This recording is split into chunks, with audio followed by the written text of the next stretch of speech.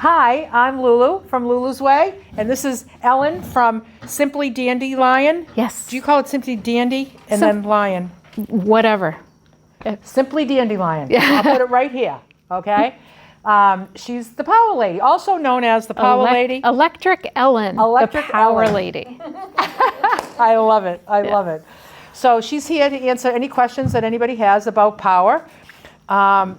You know, your power setup or your the usage or any kind of troubleshooting that you might need in your campus. You might have more people that want to see their vans. Yeah, I've already had a few people ask me to come. Oh, okay, good. To their vans. Yeah. So does anyone have any questions? I do. Okay. I don't know what is it an inverter? I don't understand what that does. So you said that you have a power station. Yes, ma'am. A power station has an inverter built into it. Okay. So you don't need a separate one. Okay. An inverter takes the DC current, like a battery, and changes it to the household current, like you can plug a household plug into it. So that power station already has a battery management system, so you can't overcharge it, you can't damage it by draining it. It will protect itself from the battery management system. It has the inverter to change from DC to AC, and the also the ability to charge DC, so cigarette lighter and USB cables. Okay. Okay. That makes sense. And the solar panels that you were mentioning, so the portable ones, right, you don't mount them on a vehicle. Right. And the reason why people say they're a pain is because you have to set them up all the time, you have to chase the sun. Right. If you have a panel mounted on the roof of your van, that's it. It is collecting power whether you do anything or not. Right. Okay. If you're sleeping, it's getting power. If you're, driving, it's getting power. What do they go in? What do they plug into? What do they connect to? They would plug in to where it says solar input on your power station. Okay. Okay. Yeah, so the solar panel sends the DC power to the power station, and the power station has the ability to convert it. It has a solar charge controller inside of it. Okay. Okay. And if you want to charge a battery like that one from a solar panel, then you need to get a solar charge controller. If you want to use household plugs off of that battery, then you need to get an inverter. Okay. Because it's not, you have to build one in. Right. Okay. And that's why the portable power stations are so much more expensive than just a battery, because they have all of these things inside of them. So people start collecting power stations and, another power station, when all they need to do is buy a cheapo battery and use that to charge the power station they already have, because they don't need all that extra ability. They don't need another solar charge controller. They don't need another inverter. They don't, because they already have it in the power station. Are solar panels like the portable ones I have? Are they are they interchangeable? Can you use them for anything that needs solar? As long as the specs match and the plugs. So some power stations have proprietary plugs, and you can only use their brand with it. Okay.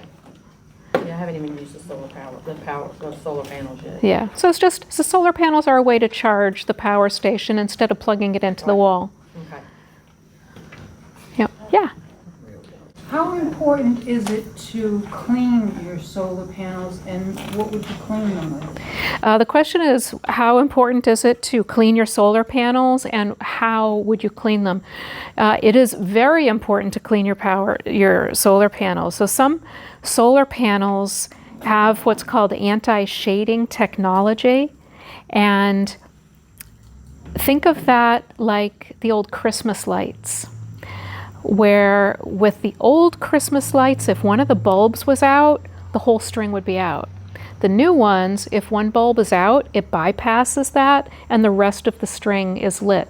So That's the difference between anti-shading technology and not. Where with anti-shading technology, if the panel is dirty, like there's bird poop on a panel, a leaf falls on a panel, it will not get very much, if anything, from that area of the panel, but the rest of the panel will send electricity to the power station or whatever you're charging. And if it doesn't have the anti-shading technology, the whole panel shuts off. So what would you clean it with? You can just clean it with water and a paper towel. You just want to get any grime that's off of it, and you don't want to leave a residue. So if you're using like baby wipes or something like that, you're likely to get some residue. So just a towel and water, just to get the grime off and nothing on it. Does rain get it off? It does, but it also leaves deposits on it because rainwater isn't totally clean. And if you have dust that's on the panel and you get some rain, you might get like a lot of dust like on the panel that, and pollen and all of that. Think of your car windows. They get kind of hazy until you actually go through a car wash, and then all of a sudden everything's clear. So even though you're getting rain, your car paint is getting dull, your windows are getting a little cloudy, and then you go through a car wash and suddenly everything's all shiny again, even though it's been getting rain. How often do you think you should clean it? Keep an eye on the power that you're getting in. If it starts to drop, clean your panels. See if that makes a difference. Yeah, in the back. So is your preference to charge a power station rather than doing a DC to DC alternator? Is it with a battery? Okay, so charging from like the Bluetti one or the EcoFlow or from solar or a battery backup? Or from a battery backup? So it depends on your situation. If you're going to be out in a sunny area, use solar panels. It's free energy. Right. If you have the battery backup, you need a way to charge that battery. And you might need the solar to charge the battery, which acts as a backup to the power station, because the battery won't last forever either. And the DC to DC charger is great if you're driving or if you have rainy days and you can't charge with solar. You have that ability as well. But it is stressful to the car, and the police and the ambulances and those that use the DC to DC chargers, typically, they have a separate alternator, a heavy-duty alternator that's just for this. So the car alternator that we have really gets stressed in using this if you're idling in particular. If you're driving, it's not so bad, but idling is really difficult on the inverter. And I have just one more Yeah. question. I won't take up everybody's time. If you were building out and you wanted to use an inverter and then the solar charger and the And batteries. battery, Yeah. and solar, what would be the most important? Would it be how much battery you have? Let's say you have like a 2,000 watt inverter. Isn't the battery more important because it's storing the energy? It's all important. Okay. I don't think that there's a more important, because if you don't have the battery storage, an inverter won't help you. If you don't have an inverter, then the battery storage won't help you. So it all needs to work together. Okay. Yeah. If you get the newer panels that are not the ones that that are in the block, but they actually just go directly on the roof. The new flexible ones? Yes. Yeah. Can you go through car washes with them? Yes. If they're secured, then yeah. But yeah, if you can secure them to the roof, then yes. As long as, like not a corner that can get caught and ripped off. Okay. Yeah. Are they just as efficient as the other ones? The ones that are more rigid or not flexible? I don't know. I haven't looked at them enough yet. I know the old flexible ones, there's no way I would consider using that. But I haven't looked into the new ones yet. Yeah, who was next in the order? Okay. Okay. I just Go wanted ahead. to say something back to that last Yeah. subject for topic maintenance. So Lulu did a video saying how much power she was getting, and I'm like, she was only doing the Bluetti thing, and I have a fully installed system, and I was like, I'm not getting that kind of input power. And then what I noticed was that my van is a 2022, and it has that automatic thing where the engine shuts off when you're idling. That's the key word you just said. So I put the app on my phone and I watched it, going, why am I not getting, every time the car would shut off, that had a switch in there that said turn it off. Yeah. And then when the car would start up again, it didn't necessarily come back on. Yeah, so you have to hit that button to turn off the engine shutting off. So I had to shut Yeah. that setting off, and then I was getting Yeah. the power. But now, what you're saying, is that harder on my alternator now? Because the engine shuts off and the battery is still charging. Because sometimes I'll get a thing on my app that Yeah. says, we shut your remote features off to save your battery. Because if I forget to turn it back off, and I'm gone for a couple of days, I'm out of the van for overnight or a couple of days, it could still be drawing juice from my car battery. And I shut that switch off if I forget to put it back on, and then I leave the car for hours. It actually is still drawing from my car battery. Wow. And then I get a thing that says, we shut off remote features to save your battery. So Good. it's good to shut it off, Yeah. but then I have to remember to turn it back on. So that Yeah. it's not doing that. But and the question at hand was, so I'm idling, and that feature's off now. Am I gonna run out, am I gonna have to get a new alternator prematurely because this is stressing out my alternator? Is that what you're Possibly. saying? Yeah, Possibly. okay.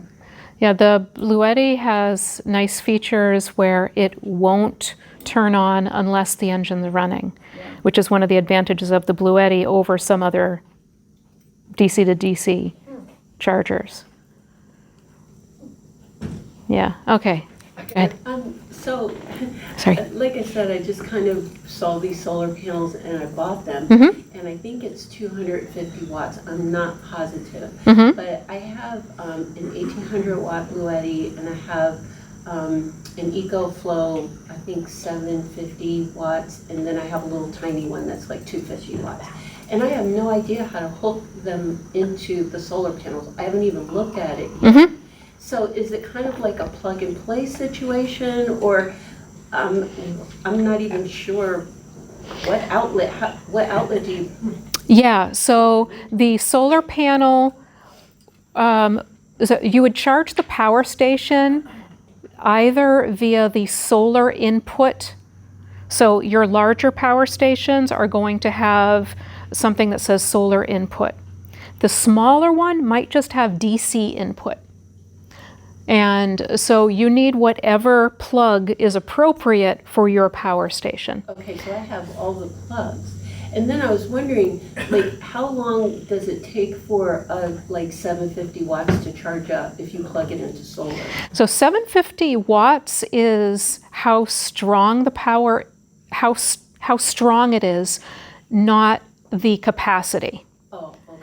So whatever the capacity is, you divide it by how much power you're bringing in. So with a 250 watt panel, you could, if you're in ideal conditions, you could probably get 200 watts coming in. So if you have 1,000 watt hour power station, you could conceivably charge that in 5 hours because 1,000 divided by 200. Okay. Okay. So I just need to look at the plugs and figure out where they, okay. Yep. And so the ends of, I don't have one here, but the ends of solar panels have all different connectors. And you can get what's called a solar octopus that connects to the ends of the solar panel, and it has all the different plugs. So no matter what power station you have, as long as it's not one of the proprietary ones, you can just plug in the appropriate one. You know, okay, this power station, it's charged. Okay, let's go to the next one. Oh, here's the one for that. Okay. Thanks for explaining that. You had a question, right? I had a comment Oh. to Marianne's DC to DC charger. Yep. If you're idling,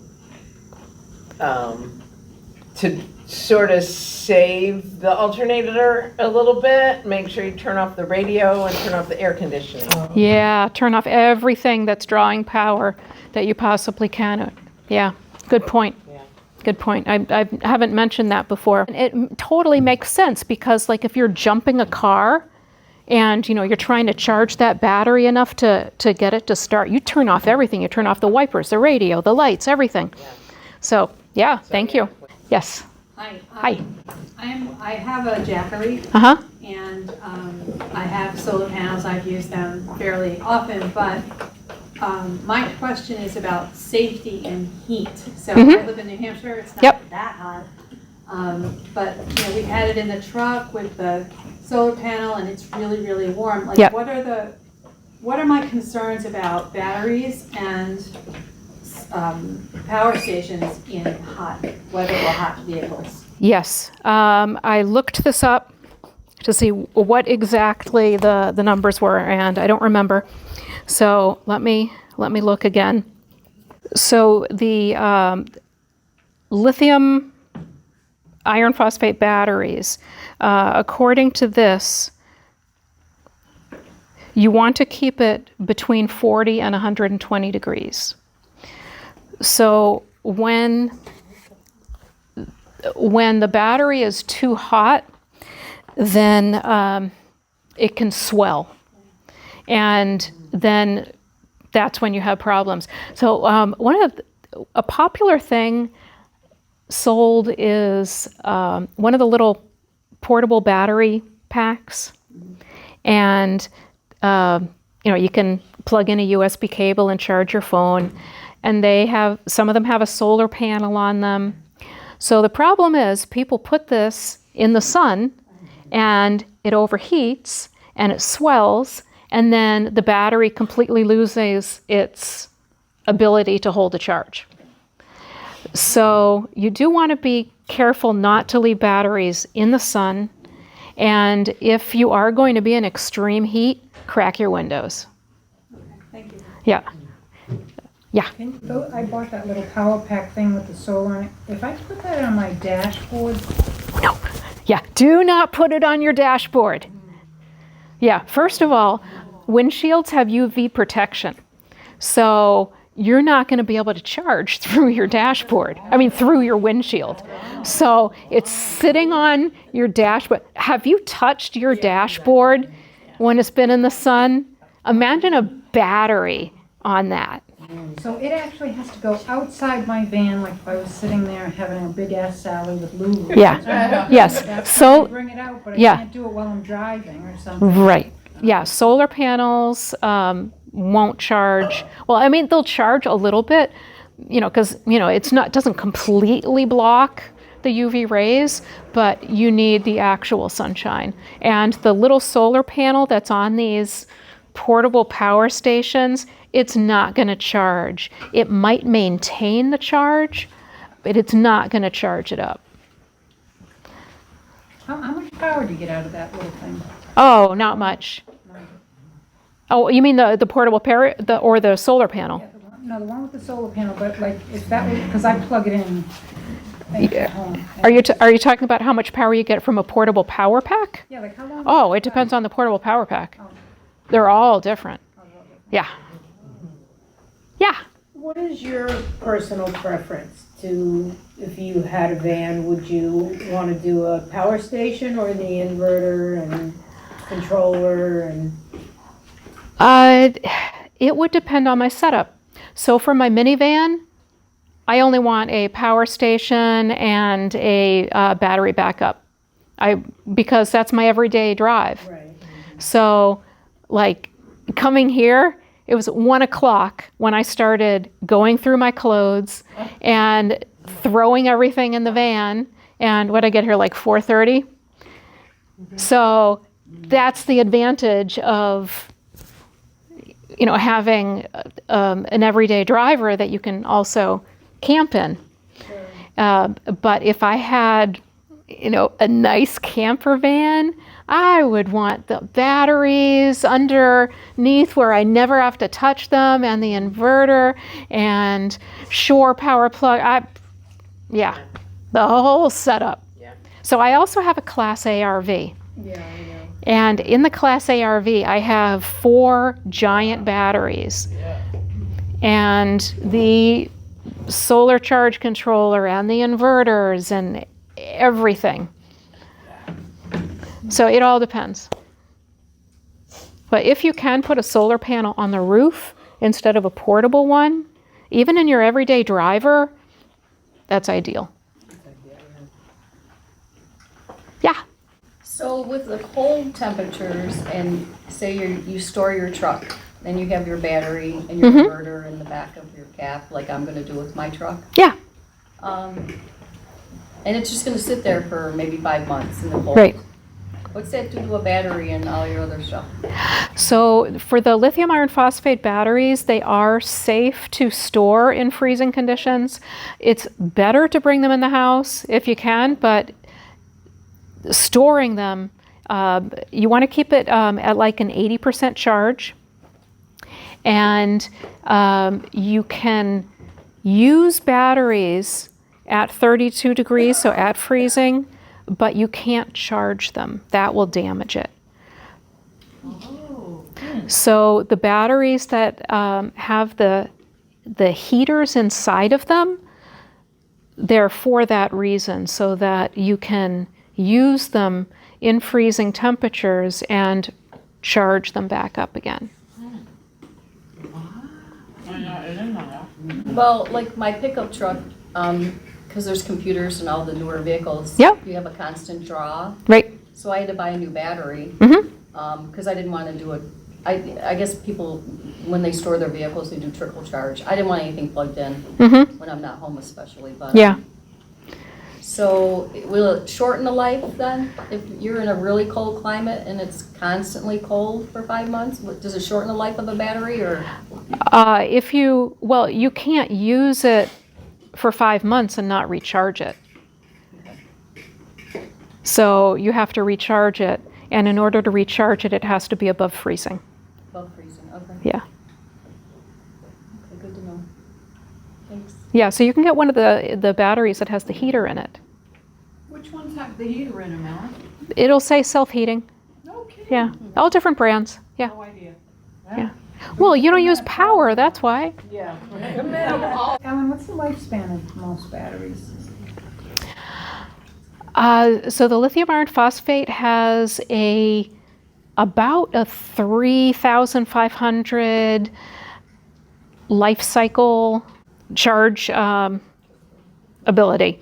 So you can charge from 0 to 100 3,500 times before it becomes only 80% of the storage capacity. So when they talk about the life cycles, you know, it could be 2,500, 3,000, 4,000, 5,000. That's how many times you can recharge it completely. So let's say you use it 10% one day, 50% the next day, 20% the next day, and then another, whatever. You get to 100 and then you recharge it. That's a complete life cycle. So you don't have to use it to 100%, you know, all at once. It's however much it accumulates to 100% and then recharges. And that, it takes years. So if you don't charge it to 100%, will it last longer? It is better for the battery to stay between 20 and 80% of charge. It will lengthen the life of it, but it's not like the battery gets turned off after those 3,000 or 4,000 life cycles. It just becomes less efficient. So it only holds like 80% of what it did before. So instead of 1,000 watt hours, you really only have 800 watt hours in storage. Yeah. On that, am I correct that there is some initials for two different types of batteries? One that has about 500 life cycles, and then what you just talked about, like thousands of life cycles. Yeah, there are different chemistries. There's the lead acid, which is like the regular car battery. Okay. And those you damage by draining them, where the lithium iron phosphate you don't. You can use almost 100% of that battery for the lithium iron phosphate. And it's much safer, lasts longer, it's lighter, but there are different chemistries of batteries, yeah. Lithium ion, so lithium ion is in some of the batteries, and that is not quite as good as the lithium iron phosphate. Okay, so that's the difference. If I was shopping for them, I would prefer the phosphate. Yes. Thank you. And are those always called LiFePO4? Yes. So Li is lithium, Fe is iron, PO4 is phosphate. So lithium iron phosphate. Can you say that again? Yeah. So the chemical abbreviation for lithium is Li. For iron, it's Fe. And for phosphate, it's PO4. That's the chemical formula for a phosphate group. And those are just called the deep cell cycle, right? The deep No, cell. they're lithium iron phosphate. Oh. What is the RV boat battery called? Deep cycle. Yeah, but it can be different chemistries. So you want the lithium iron phosphate. And that's what's in most of the power stations these days. Not all of them, but most of them. So then a deep cycle is not an iron phosphate? It can be. Oh, it can be? Yeah. Okay. Yeah, I don't know what makes it deep cycle, but I have seen that on both lead acid and the lithium iron phosphate. I don't know what so some batteries say not for starting, so maybe it's a battery that's for starting that's deep cycle. I don't know. I don't know what makes it deep cycle. I just bought a battery yesterday, that's what I'm saying. And they just told me it's a RV boat battery. They didn't say anything about this lithium iron phosphate. I know it was $170, which I was surprised. Yeah, I wouldn't know without looking at. Do you remember anything else about it besides just saying deep cycle RV boat battery? No. Yeah, I can take a look at it later. And it depends where you're putting it and what the application is. It might be exactly what you need. I mean, I went to Batteries Plus to get it. Yeah. And told them that I was going to be installing the panels. And so he said, oh, well, then you need this. Yeah, I don't know. I can take a look at it. Because it could be anything. Any other questions? Hi. Have you researched or had any experience with the EV charger for the shore power? No. You don't know anything about that? No, I have not had any experience with the EV charger for charging up power stations. I know there was a video out about it. Any other questions? I have one other thing. All right. So I was charging my phone the other day, Uh-huh. and I had one of those octopus things for my phone. Yeah. I was going very, very slow. Yep. So I started moving cables around. Mhm. And then I investigated, and it says the octopus cords give you less power. Depends on the cord. Yeah. Because I even put it into a fast charger. Yeah. And it still didn't do it as much as the regular cable for the fast Right. charger. Yeah. So all of the charging cords have a speed limit. That's one of the things that when you're looking at charging cords, you have to look at how many watts they're rated for. So some of those octopuses are slow, and some of them are not. Okay, cool. Yeah. One last question. Getting to that, there's been some videos out there where cell phones have started on fire because you're not using the compatible cords, the charging cords. Do you foresee that being a problem with, using an octopus for all these other, okay, No, I use them a lot. okay. Yeah. You're welcome. Thank you.